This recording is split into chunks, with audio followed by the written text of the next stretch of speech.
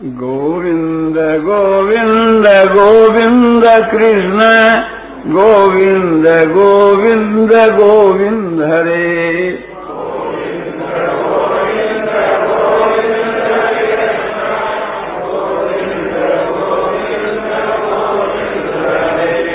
कृष्ण मुरारे प्रेम प्यारे गोविंद गोविंद गोविंद हरे।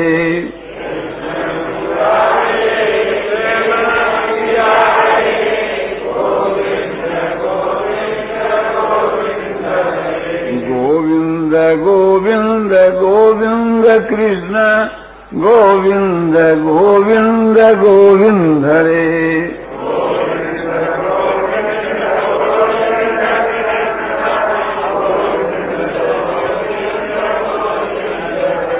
कृष्ण मुरारे गोपियों के प्यारे गोविंद गोविंद गोविंद हरे।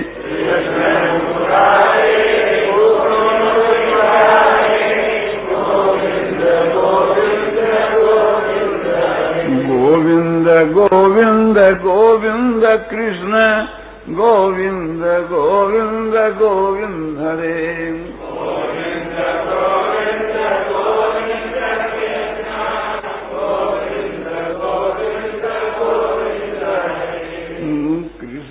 मुरारे नैनों के तारे गोविंद गोविंद गोविंद हरे।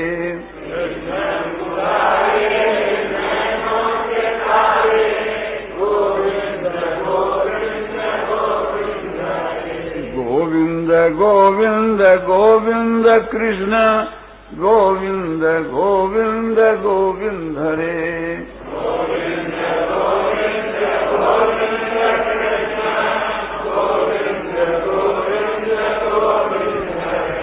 कृष्ण मुरारे जसोदा के प्यारे गोविंद गोविंद गोविंद हरे।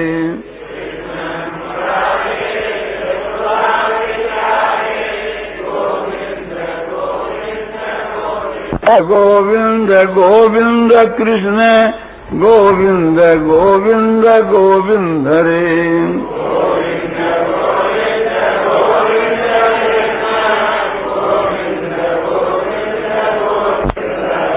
कृष्ण मुरारे मन के चुरारे गोविंद गोविंद गोविंद हरे।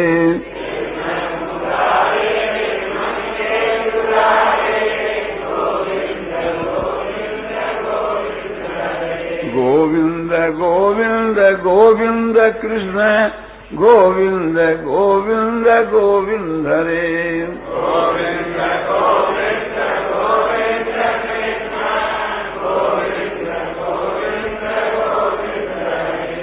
कृष्ण मुरारे प्रेम प्यारे गोविंद गोविंद गोविंद हरे।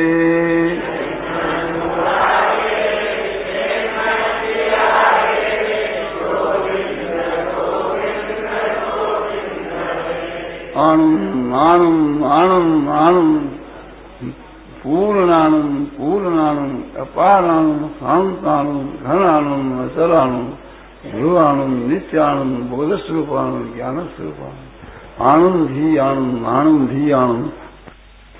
छोटा रूप धारण कर लेना, बड़ा रूप धारण कर लेना, ये सिद्धियां देवताओं में थी, राक्षसों के मां थी, मनुष्यों के मां थी, ऋषियों के बीच के मां थी, बंदरों में थी।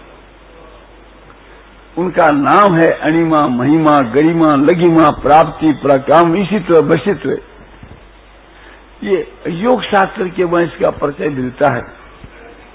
अणिमा का मतलब है कि अणु के समान बन जाना, महिमा का मतलब है कि महान रूप धारण कर लेना, गरिमा माने भारी रूप धारण कर लेना, लगिमा माने हल्का रूप धारण कर लेना, प्राप्ति माने जिस चीज की इच्छा करे वो आके प्राप्त हो जानी, पराकाम माने अपने मन में कामना करे वो संकल्प करे वो सिद्ध हो जाना, इसी तरह माने ईश्वर के माफक सृष्टि की रचना कर देनी, बसित्व चाहे जिसको अपने अधीन कर लेना।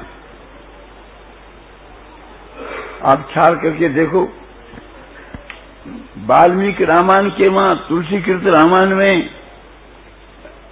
सब रामायणों में लिखा है कि हनुमान जी जब एक प्रकार से थी लंका को उल्लंघन करके गए, इतना बड़ा रूप उन्होंने धारण कर लिया कि उड़े हैं तो वृक्ष भी उनके साथ में, हवा के साथ में उड़े। केवल हनुमान ही नहीं, सुरसा जो नाग माता है वो एक प्रकार से हनुमान को पकड़ लिया। तो समझे वो भी इस विद्या को जानती थी। हनुमान जी जब लंका में प्रवेश करते हैं तो मच्छर के समान, अणु के समान छोटा रूप धारण कर लिया। तो हनुमान जी अणु के समान भी रूप धारण कर सकते थे और महान रूप भी धारण कर सकते थे। हनुमान जी की तो बात ही क्या है, राक्षसों के माया बात देखी गई है। महाभारत के द्रोण पर्व के मां लिखा है कि 14 दिन की रात्रि के युद्ध के मां समझो कि घटोत्कच ने इतना बड़ा रूप धारण किया था कि कैरवों की सारी सेना को उसने सोचा कि मैं अपने नीचे दबा करके ही मार डालूंगा। कर्णपा अमोघ शक्ति थी, उस अमोघ शक्ति को उसने घटोत्कच पर चला दी थी, इससे उसकी मृत्यु अवश्य हुई।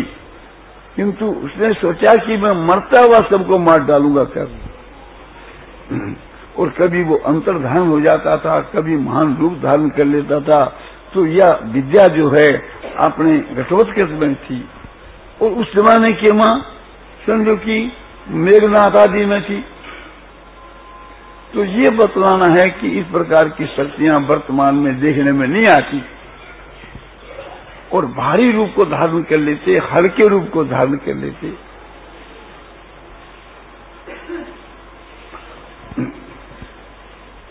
रामायणों में लिखा है कि जिस समय में भरतजी महाराज जो है सो श्री रामचंद्र जी से मिलने के चित्रकूट जा रहे हैं, रास्ते में भरद्वाज ऋषि के आश्रम में ठहरे।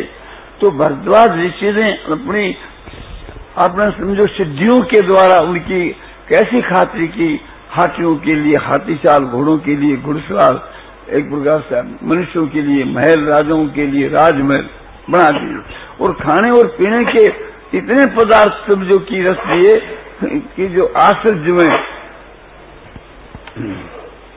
ये सिद्धियां जो है सो भरद्वाज ऋषि के मां भी थी, और भी ऋषियों के बीच के मां, तो ऋषियों के बीच के मां, देवताओं के बीच के मां, मनुष्यों के मां, बंदरों के बीच के मां। आजकल वो कोई भी सिद्धि देखने में नहीं आती। एक सिद्धि की बात नहीं, उस वक्त के मां सब प्रकार की उन्नतियां थी। किंतु जिस समय के मां मुसलमानों का यहाँ राज हुआ, उस समय में उन्होंने हमारे जो ग्रंथ थे जिनमें ये सब बातें लिखी हुई थी सबको जला दिया। वे चाय पिया करते थे तो अग्नि के मां जलाकर उसे हमारे ग्रंथों से चाय गर्म करके पीते थे। भौतिक उन्नति की बात आपको पुराने जमाने की बतलाई। हम लोगों को एक जो अथर्ववेद है और भी जो हमारी पुरानी पुस्तकें हैं उसमें किसी में कुछ अंश मिलता है, उसके प्रभाव से जर्मन वालों ने ये समझो साइंस की विद्या उससे निकाली। जर्मन के मां हमारे वेद मिलते हैं, जर्मन के बीच में हमारे बहुत से पुस्तक मिलते हैं जो हमारे हिंदुस्तान के मां नहीं मिलती। वे इस पुस्तकों की कदर करते।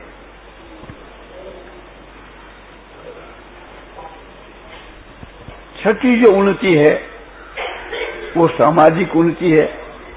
हमारा जो समाज है वो भी रसातल को जा रहा है, इसकी उन्नति करना हमारा परम कर्तव्य है। वर्तमान के बीच के मां लड़कियों की जो शादी है और इसमें जो दहेज पड़ता है वो हमारे समझो देश के लिए वो अपने खतरे की चीज है। आज हमारे लोगों के घरों के बीच के मां समझो कि 16 वर्ष की लड़की, 18 वर्ष की लड़की, 20 वर्ष की लड़की मौजूद है, उसका विवाह नहीं होता है। क्यों नहीं होता है? कि दहेज की प्रथा के कारण।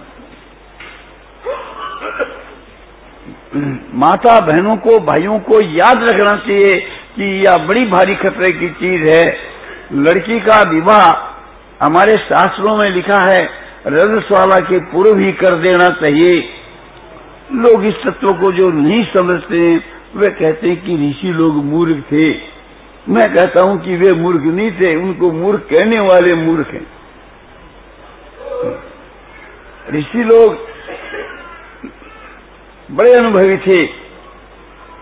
इसका तात्पर्य क्या है कि जब तक लड़की रजस वाला नहीं होती तब तक उसके गर्भ नहीं रह सकता, और रस वाला होने के बाद साल में, 2 साल में, 5 साल में चाहे जब भी गर्भ रह सकता है। तो लड़की करीब 12 वर्ष या 13 वर्ष की आयु में रस वाला हो जाती है। तो हमारे ऋषियों ने ये बात ठीक बतलाई है कि रस वाला के पहले ही उसे की शादी कर देनी चाहिए, और यदि रजो दर्शन हो गया, रस वाला हो गई, तो पहले लगन में उसका विवाह कर देना चाहिए। अधिक समय तक उसको नहीं रखना चाहिए। और लड़की को यहाँ तक मनु जी ने आज्ञा दे दी कि तुम्हारे माता पिता 3 साल तक तुम्हारी शादी नहीं करे तो तुम अपनी इच्छा से चाहे जिसके साथ में अपना विवाह कर सकती हो। और भी ख्याल करना चाहिए। मैं आपसे एक बात पूछता हूं कि आपकी लड़की 13 वर्ष में रस वाला हुई और 14वें वर्ष में कुसंग के कारण उसके गर्भ रह गया। आजकल सहपाठ एक प्रकार से साथ में पढ़ना होता है लड़कियों का लड़कों का, ये प्रथा बहुत खराब है। स्कूलों में, हाई स्कूलों में समझो कि लड़कियां और लड़के एक साथ पढ़ते हैं, आपस में उनका प्रेम हो जाता है और लड़की गर्भवती भी हो जाती है। ऐसी घटना पंजाब में घट चुकी है और भी कहीं घटी होगी। ये ख्याल करना चाहिए कि आपकी लड़की 15 साल की मां गर्भवती हो गई, शादी अभी उसकी हो ही नहीं है, तो आप क्या करोगे?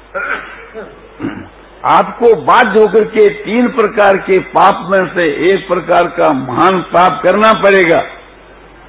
यदि लड़की का आप गर्भ गिराओगे तो भ्रूण हत्या लगेगी, लड़का पैदा होने के बाद उसको मार डालोगे तो आपको बाल हत्या लगेगी, लड़की को घर से निकाल दोगे तो वह उसे समझो कि अपने विधर्मी विजातियों के पास चली जाएगी, तो तुम्हारे कुल के कलंक लगेगा, तुम्हारे जो पितृगण है वो नरक में जाएंगे। यदि लड़की बेसा होगी तो तुम्हारा और उस लड़की का तुम्हारे पितरों का सबका पतन। 3 बात के सिवा चौथी बात है भी। तो आप सोचो कि कितनी भारी बड़ी आपत्ति आप पर आ जाएगी। इसलिए एक प्रकार से रस वाला होने के बाद शीघ्र उसका विवाह कर देना चाहिए।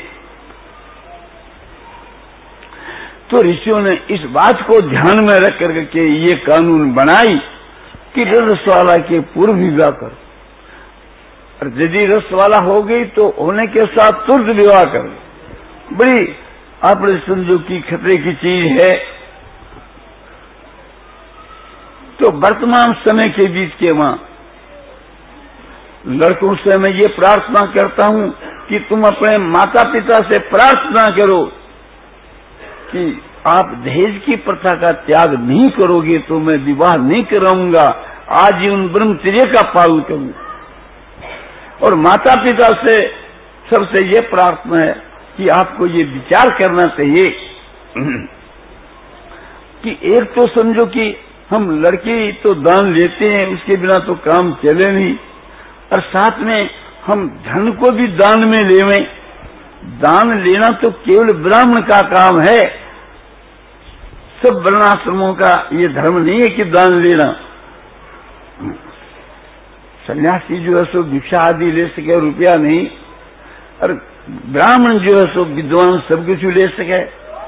किंतु सभी कोई एक प्रकार से दान लेना सीख जाना तो कितनी बुरी बात है।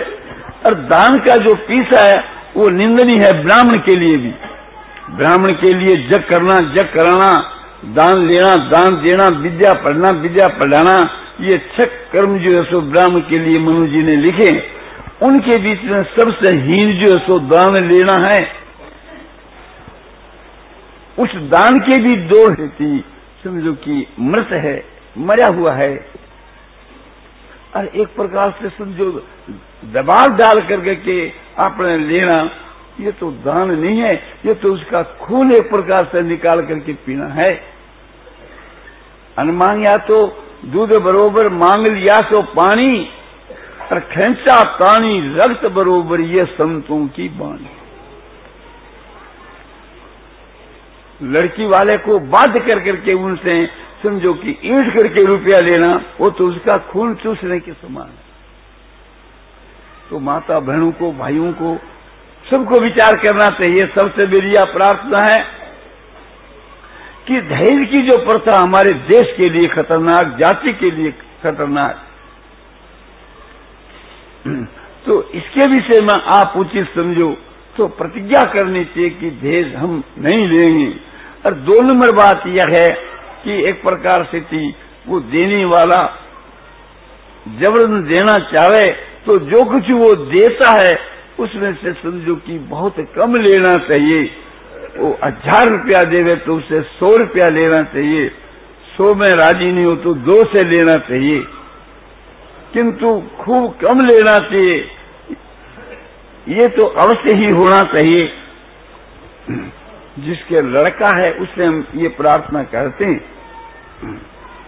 और भी ये ख्याल करना चाहिए, कोई कोई तो लड़की घर में धन का अभाव दे करके, माता पिता के दुख को दे करके आत्महत्या कर लेती है, और किसी किसी के माता पिता आत्महत्या कर लेते हैं। उसका पाप किसको लगता है? दहेज लेने वाले को। एक तो समझो कि दहेज का पैसा बेहद का पैसा, ये तो बड़ी छोटी नीयत है, खोटी नीयत है कि दूसरे के धन के ऊपर एक प्रकार से अपना हक जमाना कितनी छोटी बात है। अपनी भुजा से रुपया कमा करके उससे अपना निर्वाह करना अपने लिए वो अमृत के समान है, और वो अपने लिए विष के समान है। कम से कम ये तो अवश्य ही होना चाहिए कि लड़की वाला जितना देना चाहे उससे कम लेना चाहिए। और माता बहनों से भी मेरी प्रार्थना है, अपने ससुराल में पीर भी जावें और पीर वाले कुछ अपने आप को पोशाक देवें, रुपया देवें, जो भी कुछ देना चाहे उसे से भी प्रार्थना करके कम लेने की चेष्टा करनी चाहिए। वे 100 रुपया देवे तो 25 ही लेवें, वे 4 पोशाक देवें तो 1 ही स्वीकार करें, तो वो पोशाक अमृत के समान है, वे रुपया अमृत के समान है। इस लोक में उसकी कीर्ति होती है, मरने के बाद उसको उत्तम गति मिलती। त्याग ही प्रधान है, परमात्मा की प्राप्ति में त्याग ही प्रधान है। तो और भी हमारे समझो कि समाज के वहां कुरीतियां बढ़ गई है और फजूल खर्च बढ़ गया है। उस फजूल खर्च का त्याग करना चाहिए, फजूल खर्च की कुरीति का त्याग करना चाहिए। और बहुत सी कुरीतियां जो आपने बड़ी और बड़ी जा रही है उसे का संशोधन करना चाहिए। किसी दूसरे समय में मौका मिले तो विशेष रूप से आपको ये बातें बतलाई जा सके है। अब 1 घंटा के वहां 10 बात बतलाई जावे तो उसका सारी बतलाया जा सके है। इसी प्रकार से हमारे समझो व्यवहारिक उन्नति करनी चाहिए, व्यापार के विषय की उन्नति करनी चाहिए। दुख की बात है आज हमारा समझो व्यापार जो है चोर बाजार हो गया है। हमारे इस देश के मां बहुत उच्च कोटि के समझो कि आपने व्यापार करने वाले हो गए। तुलाधर बैस जिसका नाम आपने सुना होगा, उसका कितना पवित्र व्यवहार था। उस पवित्र व्यवहार के प्रभाव से तीव्र भगवान के परम धाम को चला गया। वो व्यापार के मां झूठ कपड़े चोरी बेईमानी नहीं करता था और सबको सम समझता था, स्वार्थ का त्याग करके अपना कर्तव्य समझ करके व्यवहार करता था। इस कारण से थी उसकी अपने उत्तम से उत्तम गति हुई। पद्म पुराण में ये कथा आती है। और ये कथा समझो कि महाभारत में भी आती है दूसरे प्रकार से। उसके जीवन में कई घटना बीती है। एक घटना की बात महाभारत में आती है, एक की पद्म पुराण में आती है। सभी घटनाएं थोड़ी एक प्रकार से लिखी जा सकती है। तो उसका व्यवहार बड़ा पवित्र व्यवहार था। भगवान उसके घर पर नित्य वास करते थे और उसकी वाणी सत्य थी। जाजली ऋषि के मस्तक पर जिन पक्षियों ने गुस्साला घाला था, वे पक्षी आकाश में उड़ते जा रहे थे और कहा, हे जाजले, इन्हीं पक्षियों ने तुम्हारे सिर पर गुस्साला घाला था, इनको तुम बुलाओ, अभी तुम्हारे मस्तक पर आवेगी। जाजली ने बुलाया और वे सिर पर आ गए और पक्षियों के द्वारा फिर उसने समझो कि जाजली को उपदेश दिलाया। जाजली देख करके आश्चर्य में पड़ गया कि देखो, इसकी बात को पक्षी भी मानते। ये एक प्रकार से बहुत ही उच्च कोटि का तपस्वी, गृहस्थ में रह करके बढ़िया हो करके। तो हमारे इस देश में ऐसे ऐसे हो व्यापार हमारा समझो कि नष्ट होता जा रहा है। लोग उसको चोर बाजार कहने लगे। कहने वालों का कोई दोष नहीं है। व्यापार के में झूठ, कपट, चोरी, बेईमानी, दगेबाजी जो है, ये चोर बाजार नहीं तो क्या है। सेल टिकट की चोरी, इनकम की चोरी, एक क्या एक प्रकार से थी। जितनी जो टैक्स सरकार ने लगाई है, अधिकांश सभी टैक्सों में लोग चोरी करते हैं। यद्यपि सरकार ने इतना जो कर लगा दिया, ये अनुचित बात है। सरकार के कर को हम नहीं माने तो उसमें हमारे कोई दोष नहीं है, किंतु दोष इस बात का है कि जो ईश्वर की कानून का हम समझो कि ईश्वर की कानून को हम नहीं मानते, उसको ठुकराते, ये दोष की बात है। झूठ बोलना, चोरी करना, बही खाता में झूठा लिखना, ये सब एक प्रकार से ईश्वर की कानून के विरुद्ध है। तो हमारा व्यापार सच्चाई का होना चाहिए। व्यापार जो है एक प्रकार से उच्च कोटि का होना चाहिए। तोल में, नाप में, संख्या में किसी की चीज अधिक नहीं लेना और कम नहीं देना। व्यापार के मां जो हम नमूना दिखावे वही माल देना चाहिए। बढ़िया नमूना दिखाकर घटिया माल नहीं देना चाहिए और एक बढ़िया माल में खराब चीज मिला करके नहीं बेचनी चाहिए। और पाट है, रुई है या ऊन है, उसमें पानी छिड़क करके उसको बोझा नहीं बढ़ाना चाहिए। सुपारी के बीच के में पानी छिड़क के बोझा नहीं बढ़ाना चाहिए। इस प्रकार से हमारा जो है चोर बाजार है, इसका सुधार करना चाहिए। नहीं तो इससे समझो कि बड़े खतरे की बात है। बुद्धि तो नष्ट होती है, उसका परलोक भी नष्ट हो जाता है। ये लोग और परलोक दोनों नष्ट हो जाते हैं। न्याय से उपार्जन किया हुआ जो द्रव्य है, उससे अंतःकरण की शुद्धि होती है। दूसरे को दे दिया जावे तो उसकी आत्मा पवित्र हो जाती। उसका भोजन करने से दूसरे की आत्मा पवित्र हो जाती है और पापी का अन्न खाने से उसकी बुद्धि पापमय हो जाती है। सुना जाता है भीष्म पिता में दुर्योधन का अन्न खाया, उससे उनकी बुद्धि के ऊपर आपने ऐसा पर्दा पड़ गया कि इसको धर्म का ज्ञान नहीं रहा। द्रौपदी सभा के बीच में पूछती है कि भीष्म पितामह से कि मैं हारी गई या नहीं हारी गई। भीष्म जी कहते हैं कि हमारी बुद्धि काम नहीं करती। महाराज युधिष्ठिर से जाकर तुम पूछो। तो पापी का अन्न खाने से ती बुद्धि पापमय हो जाती है और धर्मात्मा का अन्न खाने से ती बुद्धि धार्मिक हो जाती। तो ये आपको मैंने व्यवहार की बात थोड़ी बतला दी। इसी प्रकार से हम लोगों का नैतिक पतन हो गया है, तो एक प्रकार से उसका भी थोड़ा सुधार करना चाहिए। नैतिक पतन का यह अभिप्राय है कि नीति से हम गिर गए।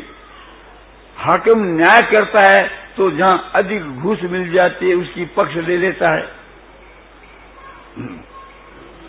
रेलवे वालों से मिलकर के हम भेजते हैं समझो कि गेहूं और चावल और नाम लिखाते हैं दाल का। उज्जैन में भी समझो कि अधिक माल को कम लिखा देते हैं।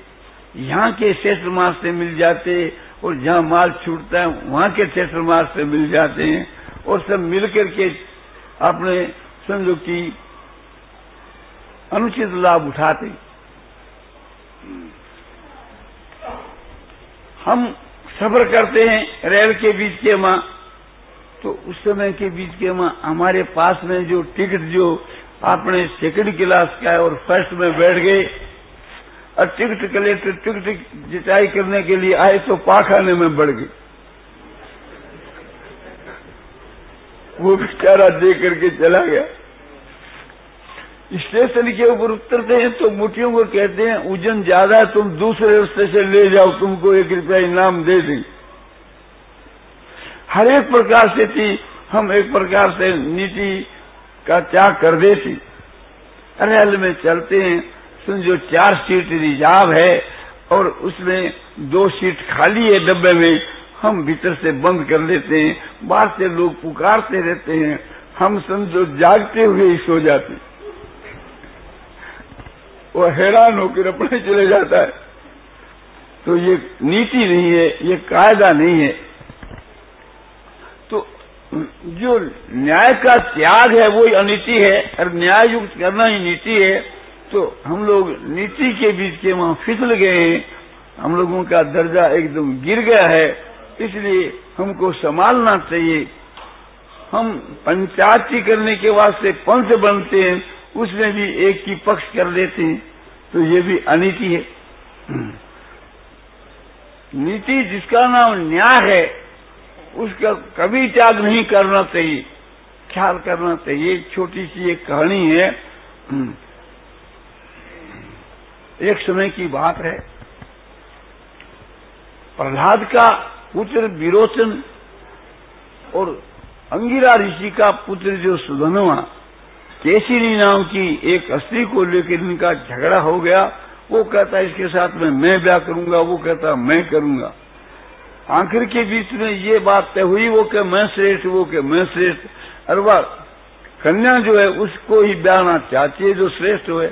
तो उन्होंने प्राणों की बाजी उस पर रख दी कि यदि मैं श्रेष्ठ हूँ तो यह कन्या मेरी और तुम्हारे प्राण मेरे, और तू श्रेष्ठ है तो मेरे प्राणों पर इस कन्या पर तुम्हारा अधिकार रहा। बोले चलो न्याय करा लो।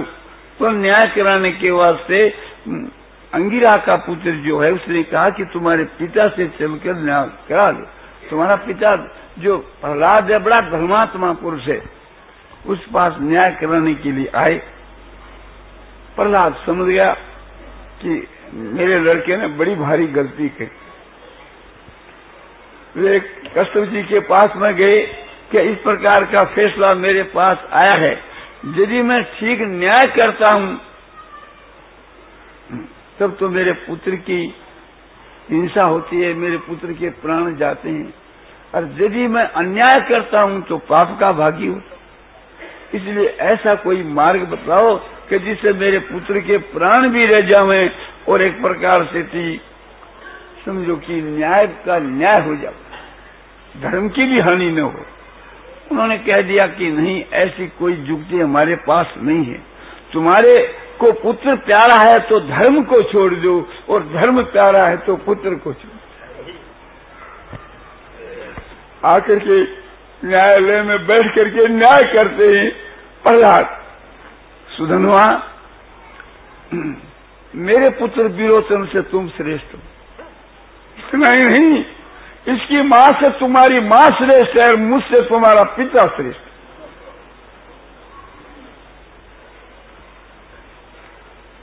तुमने मेरे ऊपर विश्वास किया, प्राणों की बाजी। वो अच्छे माता पिता से पैदा हुआ है, जो प्रतिपक्षी के पिता के पास में प्राणों की जांबाजी वहां जाकर न्याय कराना, तो ये न्याय था उस समय के बीच के बाद। सुधनवा खुश हो गया कि प्रहलाद धन्य तुम्हारे पुत्र का जो प्राण मेरे अधिकार में है, उस प्राणों को मैं तुम्हारी भेंट दे देता हूं, छोड़ देता हूं। उसके पुत्र के प्राण भी बच गए और धर्म भी बच गया। उसने धर्म की पक्ष करी और पुत्र को एकदम त्याग दिया।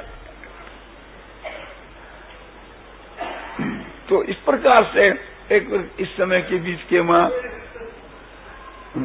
वो बात आजकल बहुत कम है, हम लोग इससे बहुत गिर गए हैं। तो नीति की तरफ ख्याल करके हमको नैतिक उन्नति करनी चाहिए। इसी प्रकार से धार्मिक उन्नति, धार्मिक के विषय में बहुत सी बातें हैं, किंतु सार्वजनिक जो धर्म है उसके लिए मैं आपको एक श्लोक बतला देता हूँ। मनुस्मृति की 6 अध्याय में लिखा है, द्वितीय क्षमा दमो सेन सोचमिंद्रिय निग्रह धीर विद्या सत्व में क्रोधो दशकं धर्म लक्षणम। द्वितीय माना धैर्य रखना, दूसरे के अपराध को क्षमा कर देना, उसका बदला न चाहना। द्वितीय क्षमा दम माने एक प्रकार से अपने मन को वश में करना, चोरी डकैती नहीं करना। द्वितीय क्षमा दोनों से शोच माने बाहर भीतर की पवित्रता, शोचाचार और सदाचार बाहर की पवित्रता, अंतःकरण की शुद्धि भीतर की पवित्रता। द्वितीय क्षमा दमोस्तेन सोच में इंद्रिय निग्रह, इंद्रियों का निग्रह, इंद्रियों का दमन, अपने इंद्रियों को काबू में करना। धी माने सात्विक बुद्धि बनाना, बुद्धि को सात्विक बनाना।